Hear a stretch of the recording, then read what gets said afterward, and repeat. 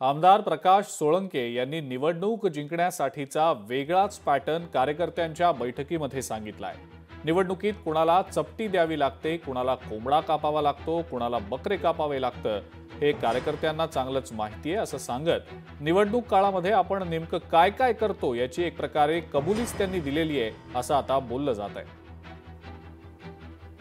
अनुभव घेतलाय। आता तुम्ही विधानसभेची निवडणूक तुम्हीच लढवलेली, गावागावातल्या कार्यकर्त्यांनी या निवडणुकीमध्ये कसं मतदान घेतलं, त्याच्यासाठी काय काय दारुगोळा लागतो, शेवटच्या 2 दिवसात कोणाला चपटी द्यावी लागते, कोणाला कोंबडं कापावं लागतं, कोणासाठी बकरं कापावं लागतं, कोणाला लक्ष्मी दर्शन घडवावं लागतं, हे सगळं त्याच्यामध्ये एक्सपर्ट बनलेले आहेत तुम्ही।